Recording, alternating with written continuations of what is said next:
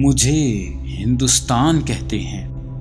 جب بے دین حکمران میرے اندر رہتے ہوئے اسلام کے خلاف سازشیں کر رہے تھے تو اللہ نے اسلام کی سربلندی کے لیے رسول اللہ صلی اللہ علیہ وآلہ وسلم کے ایک غلام کو میری چھاتی پر کھڑا کیا، جسے دنیا مجدد الف ثانی رحمۃ اللہ علیہ کے نام سے جانتی ہے۔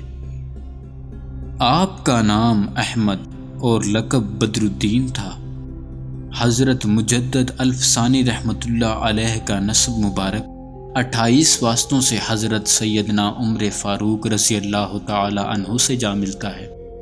آپ کے والد ماجد شیخ عبد الاحد قادری چشتی ولی کامل تھے۔ شیخ عبد الاحد رحمۃ اللہ علیہ فرماتے ہیں، مجدد صاحب کی ولادت سے پہلے میں نے خواب میں دیکھا کہ تمام جہان میں ہر طرف اندھیرا پھیل گیا ہے، سور، بندر اور ریچھ لوگوں کو ہلاک کر رہے ہیں۔ اسی وقت میرے سینے سے ایک نور نکلا اور اس نور سے ایک تخت ظاہر ہوا۔ میں نے دیکھا اس عظیم الشان تخت پر ایک شخص تکیہ لگائے بیٹھا ہے، اس کے سامنے تمام ظالموں کو بکرے کی طرح ذبح کیا جا رہا ہے، اور کوئی آدمی آواز دیتا ہے، وَقُلْ جَاءَ الْحَقُّ وَزَهَقَ الْبَاطِلُ إِنَّ الْبَاطِلَ كَانَ زَهُوقًا۔ بس اس خواب کی تعبیر کے لیے آپ رحمۃ اللہ علیہ اس وقت کے ولی حضرت شاہ کمال کیتلی رحمۃ اللہ علیہ کے پاس تشریف لے گئے۔ آپ نے ارشاد فرمایا کہ تمہارے گھر ایک بیٹا پیدا ہوگا جو بدعت و گمراہی کی تاریکی کو دور کرے گا۔ چنانچہ 14 شوال المکرم 971 ہجری بمطابق 25 مئی 1564 عیسوی حضرت مجدد الف ثانی رحمۃ اللہ علیہ دنیا میں تشریف لائے۔ بچپن میں مجدد صاحب کے بیمار پڑ جانے پر ان کی والدہ ماجدہ ان کو وقت کے ولی شاہ کمال کیتلی رحمۃ اللہ علیہ کے پاس لے گئی۔ شاہ کمال کیتلی رحمۃ اللہ علیہ نے مجدد صاحب کے منہ میں اپنی زبان ڈالی تو مجدد صاحب چوستے رہے۔ شاہ کمال کیتلی رحمۃ اللہ علیہ نے فرمایا، فکر کی کوئی بات نہیں، یہ بچہ بڑی عمر والا ہوگا، عالم باعمل ہوگا اور دنیا میں اس کا فیض عام ہوگا۔ آپ رحمۃ اللہ علیہ نے ابتدائی تعلیم اپنے والد ماجد حضرت شیخ عبد الاحد قادری سے حاصل کی۔ پھر مزید تعلیم حاصل کرنے کے لیے آپ سیالکوٹ تشریف لے گئے۔ سیالکوٹ اس وقت دینی علوم کا مرکز تھا۔ آپ نے وہاں مولانا کمال اور مولانا یعقوب کشمیری رحمۃ اللہ علیہ سے احادیث کی کتابیں پڑھیں۔ 21 برس کی عمر میں فارغ التحصیل ہو کر واپس اپنے والد کی خدمت اقدس میں حاضر ہو کر تدریس میں مشغول ہو گئے۔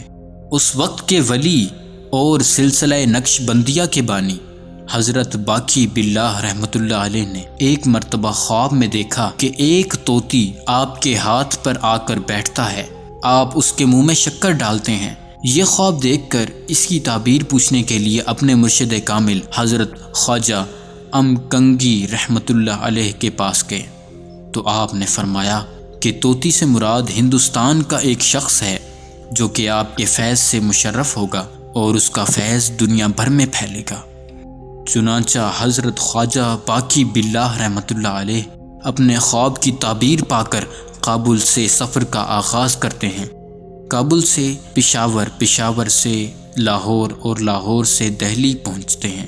کئی پیر ایسے ہوتے ہیں کہ ان کو مرید تلاش کرتے ہیں، لیکن کئی مرید ایسے ہوتے ہیں کہ ان کو پیر تلاش کرتے ہیں۔ چنانچہ پیر صاحب اپنے مرید کی تلاش میں دہلی پہنچے اور دہلی میں ہی ٹھہر گئے۔ تھوڑے ہی عرصے میں آپ کی شہرت ہر طرف پھیلنے لگی۔ حضرت مجدد الف ثانی رحمۃ اللہ علیہ کو حج کا بہت شوق تھا، مگر آپ کے والد صاحب ضعیف تھے۔ آپ رحمۃ اللہ علیہ ان کی خدمت میں مصروف رہتے۔ کچھ عرصے بعد آپ کے والد شیخ عبد الاحد کا وصال ہو گیا تو حضرت مجدد الف ثانی رحمۃ اللہ علیہ نے حج کے لیے سفر شروع کیا۔ جب آپ رحمۃ اللہ علیہ دہلی پہنچے تو وہاں اپنے ایک دوست مولانا حسن کاشمیری رحمۃ اللہ علیہ سے ملاقات کی۔ انہوں نے حضرت باقی باللہ رحمۃ اللہ علیہ کی بہت تعریف کی اور زیارت کی ترغیب دی۔ جب حضرت مجدد الف ثانی رحمۃ اللہ علیہ حضرت باقی باللہ رحمۃ اللہ علیہ کی زیارت کے لیے گئے تو حضرت باقی باللہ رحمۃ اللہ علیہ نے پہلی نظر میں ہی آپ کو پہچان لیا اور پکار اٹھے، یہی وہ شخص ہے جس کے لیے میں کابل سے یہاں آیا ہوں۔ مجدد صاحب نے خواجہ باقی باللہ رحمۃ اللہ علیہ کی بیعت کا شرف حاصل کیا۔ خواجہ صاحب نے مجدد صاحب پر بہت شفقت کی اور فرمایا کچھ عرصہ میرے پاس رہو۔ چنانچہ حضرت مجدد الف ثانی رحمۃ اللہ علیہ ایک ہفتہ اپنے پیر صاحب کی خدمت میں رہے، ترقی اور عروج کے مقامات حاصل کرتے رہے۔ حضرت باقی باللہ رحمۃ اللہ علیہ کو اپنے مرید پر بڑا ناز تھا۔ ایک دوست کو خط میں اس طرح اظہار فرماتے ہیں: شیخ احمد سرہند کے رہنے والے ہیں، وہ کثیر العلم اور قوی العلم ہیں۔ فقیر نے چند روز ان کے ساتھ مجلس کی ہے، اس دوران میں ان سے بہت سے عجائبات دیکھنے کو ملے ہیں۔ ایسا معلوم ہوتا ہے کہ وہ چراغ کی طرح روشن ہوں گے جن سے کئی جہان روشن ہوں گے۔ حضرت مجدد الف ثانی رحمۃ اللہ علیہ اپنے پیر کی صحبت سے مستفید ہونے کے بعد سرہند شریف جا کر تبلیغ دین میں مصروف ہو گئے۔ حکومت کے بڑے بڑے عمال اور حکام آپ کے مرید ہو گئے۔ آپ نے اپنے خلفاء کو تبلیغ دین کے لیے دنیا کے بڑے بڑے ملکوں اور شہروں میں بھیجا اور خطوط کے ذریعے بھی اسلام کی اشاعت و سربلندی کی کوشش کرتے رہے۔ ایک طرف حضرت مجدد الف ثانی رحمۃ اللہ علیہ اسلام کی روشنی پھیلا رہے تھے تو دوسری طرف وقت کا مشہور بادشاہ جلال الدین اکبر اسلام کے خلاف اقدامات کر رہا تھا۔ اکبر کی کابینہ ہندوؤں پر مشتمل تھی اور راجہ مان سنگھ فوجوں کا کمانڈر ان چیف تھا۔ اکبر خود بھی جاہل تھا اور جاہل ملا بھی اس کو گمراہ کر رہے تھے۔ جاہل ملاؤں اور دوسرے وزیروں مشیروں نے اکبر کو غلط راستے پر ڈال دیا اور مشورہ دیا کہ اسلام کو 1000 سال گزر چکا ہے، یہ پرانا ہو گیا ہے، اب ایک نئے دین کی ضرورت ہے۔ چنانچہ نیا دین تیار کیا گیا اور اس کا نام رکھا گیا دین الہی۔ حقیقت میں یہ دین اکبری تھا۔ اکثریت چونکہ ہندوؤں کی تھی، اس میں ہندوؤں کو خوش رکھا گیا تاکہ شاہی حکومت مضبوط ہو۔ گائے کی تعظیم کی جاتی رہی اور گائے کی قربانی حرام قرار دے دی گئی۔ بادشاہ کے لیے سجدہ تعظیم روا رکھا گیا۔ سود، جوئے اور شراب کو حلال قرار دے دیا گیا۔ ہندو مسلمانوں سے شادی کریں جبکہ مسلمان سکھوں سے شادی کریں، یہ اسلام کے خلاف ایک بہت بڑی سازش تھی۔ ہندوستان کی تاریخ میں اسلام کے ساتھ یہ مذاق کرنے والا کوئی ہندو، سکھ یا عیسائی نہیں تھا، بلکہ ایک نام نہاد مسلمان تھا۔ ہر طرف دین اکبری کی اشاعت ہو رہی تھی۔ اسلام اور قرآن کا مذاق اڑایا جا رہا تھا کہ انہی دنوں میں اکبر مر گیا اور اس کا بیٹا جہانگیر تخت نشین ہو گیا۔ جہانگیر بھی اپنے باپ کے نقش قدم پر چلا، اس نے بھی اسلام کے خلاف سازشیں جاری رکھیں۔ حضرت مجدد الف ثانی رحمۃ اللہ علیہ اسلام کے خلاف سازشیں برداشت نہ کر سکے اور پوری قوت کے ساتھ دین اکبری کا رد کیا اور فتویٰ جاری کیا کہ سجدہ تعظیم حرام ہے۔ مسلمانوں کا سر اللہ تعالیٰ کی بارگاہ میں جھکتا ہے، کسی اور کے آگے نہیں جھکتا۔ جب آپ رحمۃ اللہ علیہ کے فتوے کا پتہ چلا تو حکومت کے ایوانوں میں زلزلہ آ گیا۔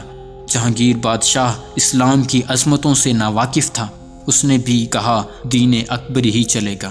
وزیروں اور مشیروں نے مجدد صاحب کے خلاف جہانگیر کے کان بھرنے شروع کر دیے کہ مجدد صاحب دین اکبری کے خلاف ہیں، اپنی فوج بنا رہے ہیں اور سجدہ تعظیم کے بھی خلاف ہیں، وہ کبھی بھی آپ کو سجدہ تعظیم نہیں کریں گے۔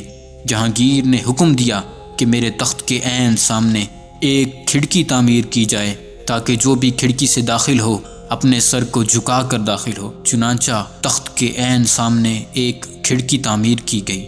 مجدد صاحب نے جب کھڑکی کو دیکھا تو جان گئے کہ یہ میرا امتحان ہے۔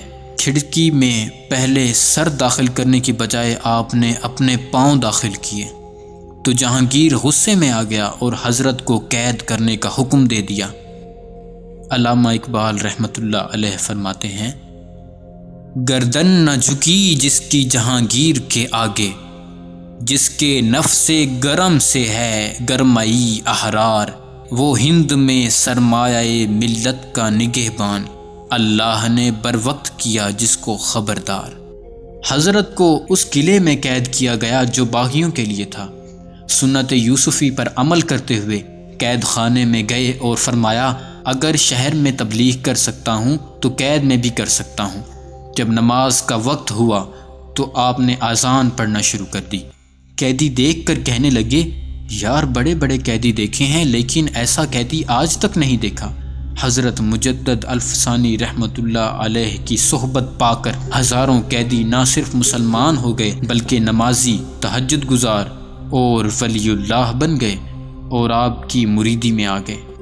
آپ 2 سال تک قید میں رہے اور تبلیغ کرتے رہے۔ 2 سال بعد جہانگیر اچانک بیمار ہو گیا۔ کسی نے جہانگیر سے کہا، اگر مجدد صاحب دعا کریں تو تم ٹھیک ہو جاؤ گے۔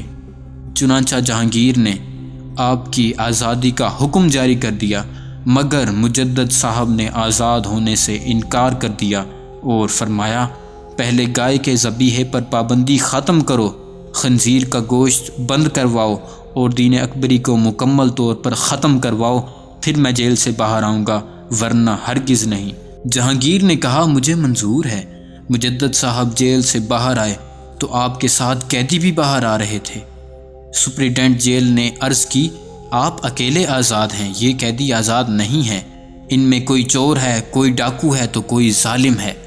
حضرت نے فرمایا، اب کوئی چور نہیں رہا، کوئی ڈاکو نہیں رہا، کوئی ظالم نہیں رہا، بلکہ سب کے سب اللہ کے ولی بن چکے ہیں۔ مجدد صاحب جب جیل سے باہر آئے تو اذان ہو رہی تھی۔ مجدد صاحب نے جہانگیر کے لیے دعا شروع کی تو کہا، جہانگیر تو بھی رو کر اللہ تعالیٰ کی بارگاہ میں دعا کر۔ جہانگیر نے کہا، مجھے رونا نہیں آتا۔ تو فرمایا کہ رونے والی شکل ہی بنا لے۔ جہانگیر نے رونے والی شکل بنائی، آنکھوں سے آنسو بہہ نکلے۔ ادھر جہانگیر رویا تو آسمان پر شفا کی ہوا چلی، اللہ تعالیٰ نے جہانگیر کو شفا عطا فرما دی۔ حضرت مجدد الف ثانی رحمۃ اللہ علیہ نے جہانگیر پر ایسی نظر کرم کی کہ جہانگیر راہ راست پر آ گیا۔ جہانگیر بادشاہ نے حضرت مجدد الف ثانی رحمۃ اللہ علیہ سے ایک مسئلہ دریافت کیا۔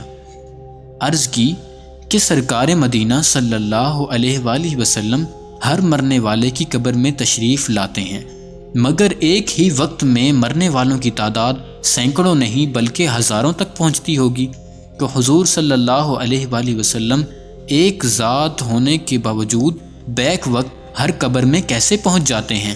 اس کی وضاحت فرمائیے۔